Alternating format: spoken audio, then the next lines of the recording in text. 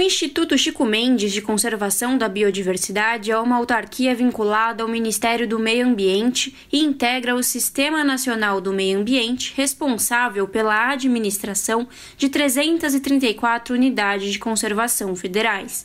Para Márcio Astrini, secretário executivo do Observatório do Clima, a exoneração do coronel da Polícia Militar de São Paulo, Romero Cerqueira, da presidência do ICMBio, não fará diferença alguma.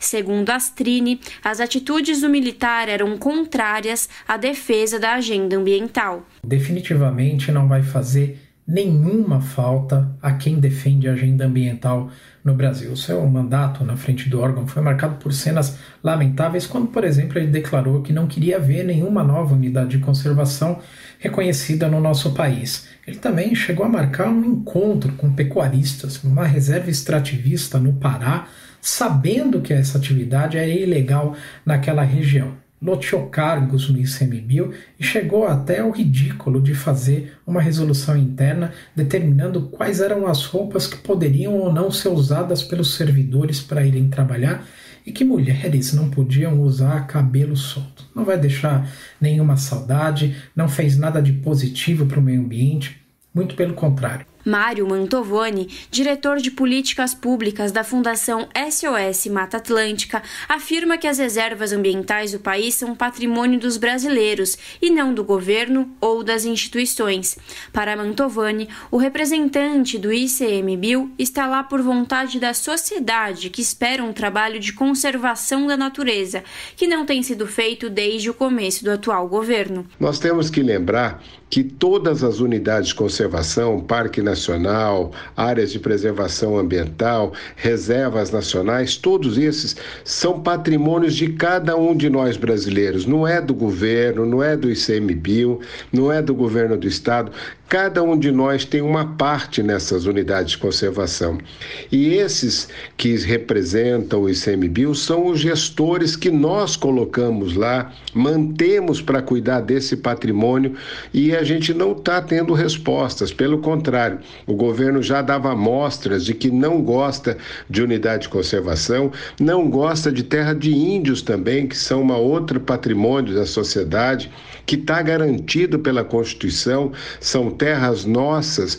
Então a gente está vendo um desencontro, né? Um desgoverno com relação a esses patrimônios e colocando em risco tudo que é da sociedade. O militar Romero Cerqueira foi uma escolha pessoal do ministro Ricardo Salles. Segundo a análise do diretor de políticas públicas da Fundação SOS Mata Atlântica, Mário Mantovani, os dois presidentes do ICMBio foram demitidos por cumprir o que a Constituição determina, na contramão do que faz o governo. Com relação à gestão do primeiro e do segundo demitido, vamos dizer, presidentes do ICMBio que foram demitidos, a gente vai ver que é a mesma situação. Quando esses presidentes têm que cumprir aquilo que constitucionalmente é determinado, aquilo que a legislação determina, ou seja, fazer o que é legal, não pode dentro desse órgão. Se você fizer, por exemplo, como a gente viu,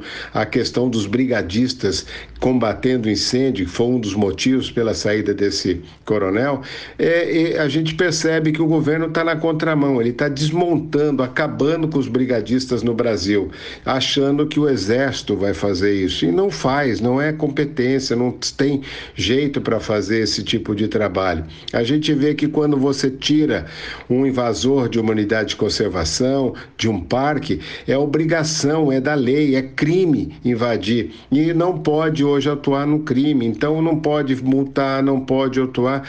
Então não vai ter nenhum desses presidentes que vai resistir. Márcio Astrini, secretário executivo do Observatório do Clima, diz que o coronel Cerqueira foi o pior presidente do ICMBio em toda a história do Instituto, dentro do pior governo para a área ambiental do país.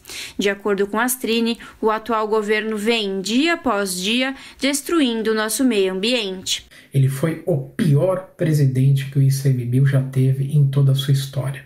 E ele foi o pior presidente do pior governo para a área ambiental que a gente já teve no nosso país.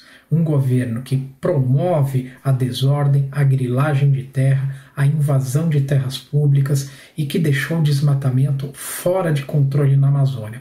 Hoje, o crime ambiental toma conta da floresta e o resultado de todos esses retrocessos a gente vê nos números dos satélites, que apontam uma crescente histórica do desmatamento na Amazônia.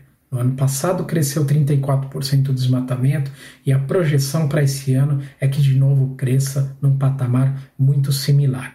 Por minuto, a gente perde uma área do tamanho equivalente a 2 campos de futebol na Amazônia de forma criminosa e ilegal.